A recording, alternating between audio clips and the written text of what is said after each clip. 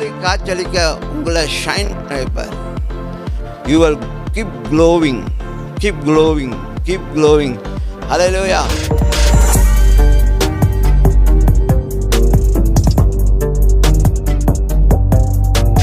ஆமென்.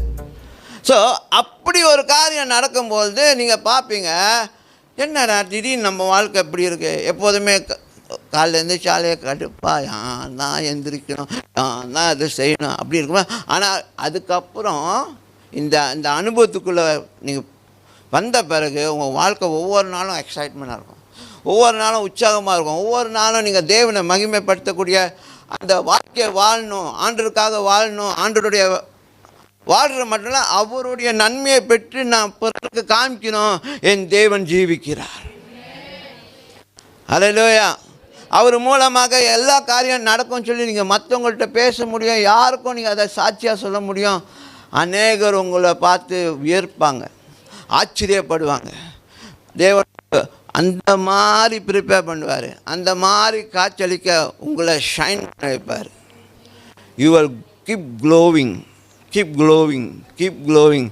ஹல்லேலூயா. நீங்கள் எங்கே போனாலும் அந்த இடத்துல ஒரு டிஃப்ரென்ஸ் வரும், எங்கே போனாலும் அந்த இடத்துல ஒரு சந்தோஷம், ஒரு மன மகிழ்ச்சியை தான் வச்சுட்டு வருவீங்க ஒழிய அங்கே போய்ட்டு ஒரு வீட்டு என்னது கும்மி அடிச்சுட்டு வர மாட்டீங்க. புரியுதா? You will leave behind peace, joy, so that that family will desire, oh, when this house something is different. இந்த நபர் நம்ம வீட்டுக்கு வந்துட்டு போகும்போது ஒரு வித்தியாசமான ஒரு ஃபீல், வித்தியாசமான ஒரு காரியம் நல்லா இருக்கு அப்படின்னு. புரியுதுங்களா?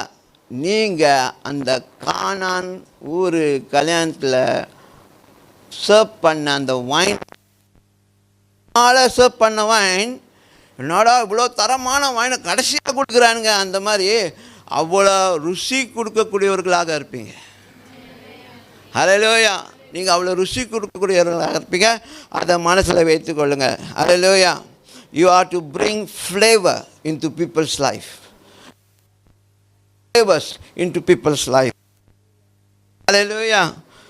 That's the very purpose of God desiring you to grow, to go into different level of spiritual experiences. வித்தியாசமான